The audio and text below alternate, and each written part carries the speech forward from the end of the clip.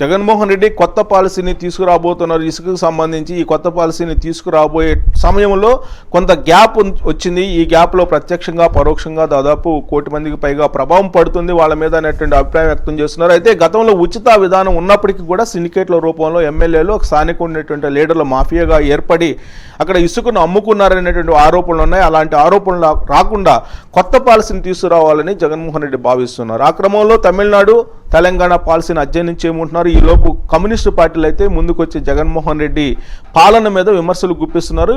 విజయవాడ ధర్నా చౌక్ వద్ద ఇవాళ ధర్నాకు శ్రీకారం చుట్టారు. దీని మీద అసలు విశ్లేషణ అందించడానికి జగన్మోహన్ రెడ్డి పాలసీలు అలాగే కొత్త ఇసుక విధానం మద్యం పాలసీల మీద విశ్లేషణ అందించడానికి ప్రస్తుతం సామాజిక రాజకీయ ఆర్థిక విశ్లేషకులు అలాగే సీనియర్ జర్నలిస్ట్ ఎల్వికే రెడ్డి గారు ప్రస్తుతం ఫోన్ లైన్లో ఉన్నారు. ఎల్వికే గారు నమస్తే అండి.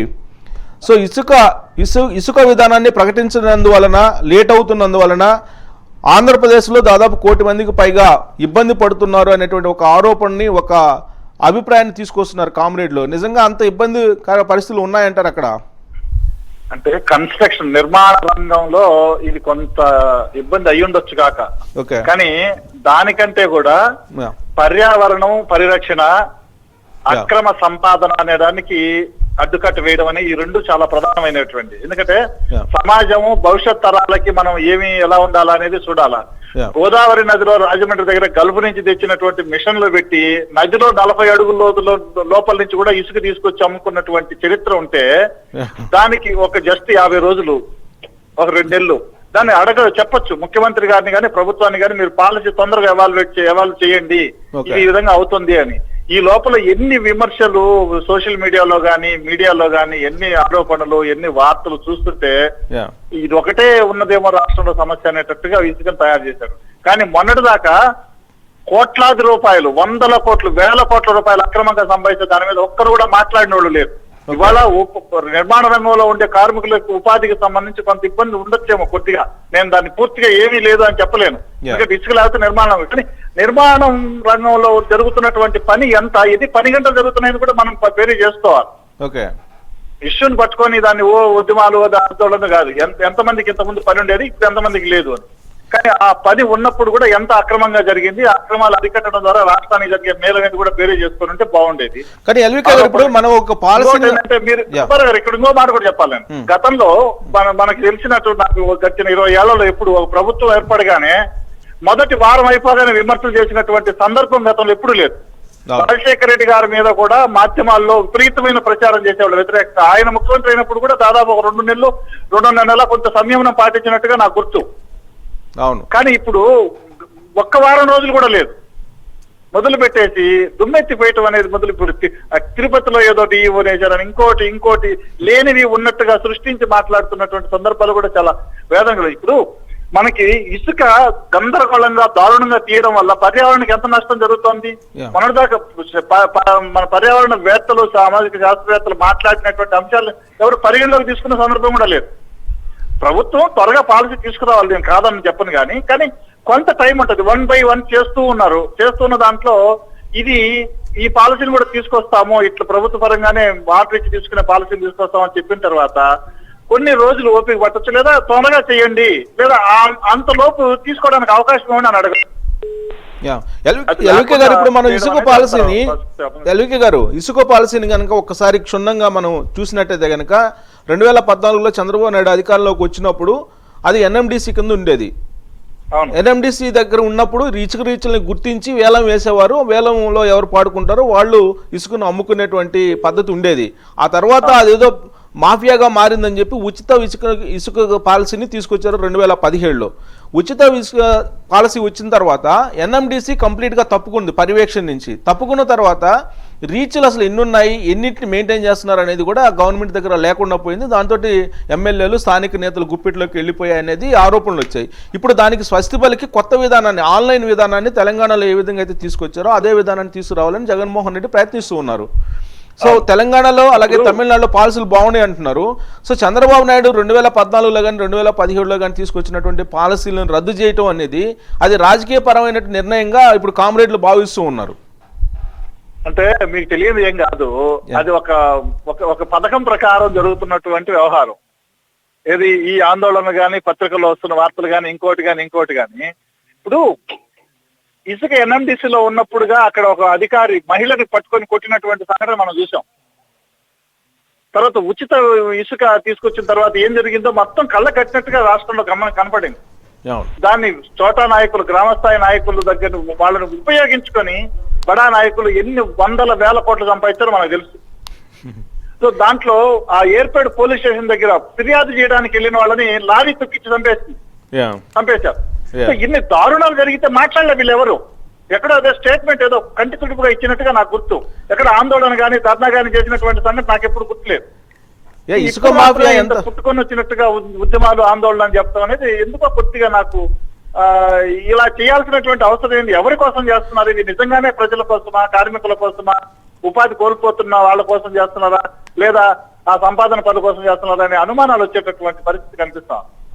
ఎల్వికే గారు, మనం ఇసుక మాఫియా ఎంత బలంగా ఉండేది అనేది వనజాక్షి ఇష్యూను మనం అప్పట్లో చూసాం. ఎంఆర్ఓ తహసీల్దార్ చుట్టుపట్టి ఈడ్చి కొట్టాడు ఒక శాసనసభ్యుడు. అవును, కనీసం కేసు నమోదు లేకుండా ఆమెను బెదిరించినటువంటి సందర్భం. ఇది ముఖ్యమంత్రి సాక్షాత్తు నువ్వు ఇవన్నీ అల్లరి చేయకుండా కామ్ గా ఉండాలి అని చెప్పి ఆమెనే లోపల ఇంట్లో ఆఫీసుకి పిలిచి ఏంది ఇలా చేస్తే ఎట్లా అని. పైగా ఆమె పరిధి దాటిపోయిందని. మనకి చట్టంలో ఏముంది? ఏ ప్రభుత్వ అధికారి అయినా, ఈవెన్ పోలీసులైనా సరే జ్యుడిషియక్షన్ పరిధిని, సరిహద్దుని పట్టించుకోకుండా ముందు యాక్ట్ చేయాలి. తర్వాత దాని సంబంధికులకి ఆ పరిధి ఎవరి పరిధికి వస్తుందో, ఎవరికి పరిధిలోకి వస్తుందో వాళ్ళకి అప్పచెప్పాలని ఉంది. అటువంటిది ఒక మహిళా అధికారి పోయి ఆ ఇసుక అక్రమ రవాణాన్ని అడ్డుకోవడానికి ప్రయత్నం చేస్తే ఆమెని కొట్టి జుట్టుపట్టి లాగి కాలుతో తన్ని ఇన్ని దారుణాలు చేస్తే వాళ్ళ మీద కనీసం కేసు నమోదు లేనటువంటి సందర్భంలో ఎవరు మాట్లాడారు? ఏమన్నా మాట్లాడారా ఈ ఉద్యమాలు చేసేవాళ్ళు? ఎందుకు మాట్లాడకపోయారు? ఇప్పుడు ఏమో ఆరోపణ చేస్తున్నారంటే స్పెసిఫిక్ గా ఎల్వికే గారు, ఇప్పుడు ఆరోపణలు ఏమొస్తున్నాయంటే డ్వాక్రా వాళ్ళకి 2017లో ఉచిత ఇసుక పాలసీని తీసుకొచ్చి వాటి నిర్వహణ బాధ్యతను డ్వాక్రా మహిళలకు అప్పచెప్పారు. ఇప్పుడు ఆ డ్వాక్రా మహిళల చేతి నుంచి వెళ్ళిపోతుంది కొత్తగా పాలసీ వస్తే గనక అని చెప్పి అలాంటి అనుమానాలు ఉన్నాయి. సో అలాంటి అనుమానాలు ఏం చెప్తారు? మనం ఒక సర్వే చేస్తే, మీరు మాధ్యమాల్లో ఉన్నారు కాబట్టి ఒక సర్వే చేస్తే రాష్ట్ర వ్యాప్తంగా ఉన్న డ్వాక్రా మహిళలు దాదాపు 50 లక్షల మందో ఎంతమందో ఉన్నారు. అంతమందిలో ఎంతమంది ఇసుక గురించి తెలుసు, వాళ్ళు ఎంతమంది ఇసుక గురించి పట్టించుకున్నారు, ఇసుకను ఏం చేశారని మనకు అర్థమవుతుంది. పేరు ఏమో డ్వాక్రా మహిళలు ప్రతిదానికి వాళ్ళని మీటింగ్ లో తీసుకురావడం తప్ప ఇంక దేనికి ఉపయోగించిన దాఖలాలు ఎక్కడా లేవు. కానీ జరిగిందంతా శాసనసభ్యులు లేదా ఓడిపోయిన నాయకులు, ఆ అధికార పార్టీ నాయకులు తప్ప రెండో వాళ్ళని ఎవరిని ఏలు పెట్టించినట్లేదు, ఎవరు తీసుకునే పరిస్థితి కూడా లేదు. ఇది వాస్తవం, కట్టిగా వాస్తవం. ఇది దీనిపై డ్వాక్రా మహిళలకు ఇచ్చారు, వాళ్ళ చేతుల్లో నుంచి పోతుంది అని చెప్పడం అనేది దుర్మార్గం కదా.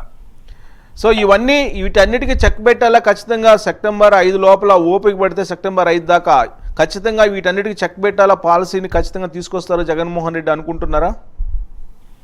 అంటే ఖచ్చితంగా ఒక పాలసీ విధానాన్ని అయితే తీసుకొస్తారండి.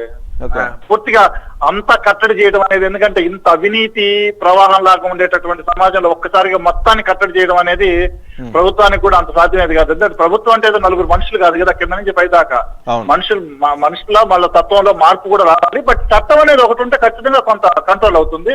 ఆ ప్రయత్నమే ఇప్పుడు ప్రభుత్వం చేస్తుందని నాకు అనిపిస్తాం. ఒకవైపు మద్యం నిషేధం వైపు అడుగులు వేస్తూ ఉన్నారు. ప్రభుత్వం వైపు నుంచే దుకాణాలను పెట్టి అమ్మాలనేటువంటి ప్రయత్నం, సాయంత్రం 6 తర్వాత అసలు విక్రయాలను బంద్ చేయాలనేటువంటి ఒక సాహసోపేతమైనటువంటి నిర్ణయాన్ని జగన్మోహన్ రెడ్డి తీసుకుంటున్నారు. ఇప్పుడు ఇసుక పాలసీ కూడా, ఇసుక విధానం కూడా గతంలో మనం చూసాం.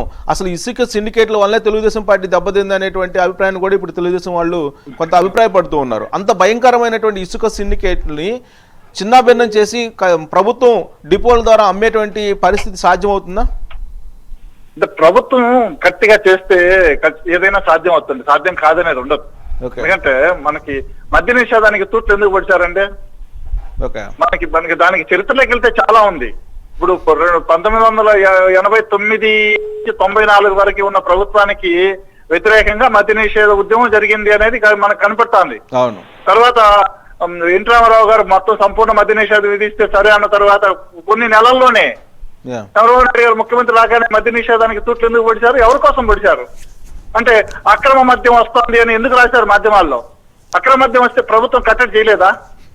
ఓకే, వస్తే ఒక 2%, 3% ఎక్కడ నాకు సరిహద్దు వచ్చి ఉండొచ్చు కాక, కానీ దాన్ని పెద్ద చేసి అక్రమ మద్యం వస్తుంది కాబట్టి దాన్ని నిర్వహించలేదు. సుబ్బారావు గారు ఇంతెందుకండి, మీకు ఒకే ఒక ఉదాహరణ చెప్తానండి.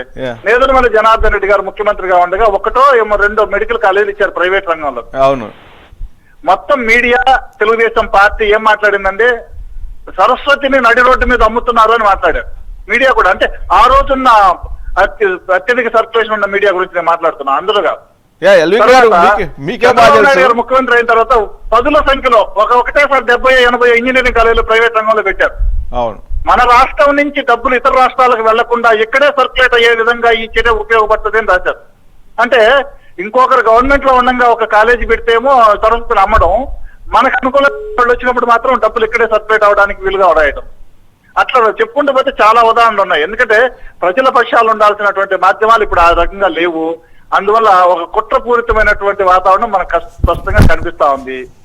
ఎల్వికే గారు, నాకన్నా కూడా మీకు బాగా తెలుసు, ఎందుకంటే యాక్టివ్ జర్నలిస్ట్ గా అప్పుడు ఉన్నారు కాబట్టి. మీరు రోసమ్మ, నెల్లూరు రోసమ్మ మద్య నిషేధానికి ఉద్యమం చేపట్టినప్పుడు ఎంత ప్రోత్సహించారో, ఆ తర్వాత మద్యాన్ని నిషేధించి దాన్ని మళ్ళీ మద్యం తీసుకొచ్చేదానికి కూడా మళ్ళీ అంతే తరహాలో ప్రచారం కూడా జరిగింది ఆనాడు. మీరు యాక్టివ్ గా ఉన్నారు అప్పుడు, మీకు కూడా తెలుసు, బహుశా మీరు కూడా అక్కడ పనిచేస్తున్నారు కాబట్టి. ఎలా మద్య నిషేధం కోసం ఉద్యమాలు చేపట్టారో మళ్ళీ కావాలని చెప్పి అంతే ఉద్యమానికి ప్రోత్సహించినటువంటి పరిస్థితి.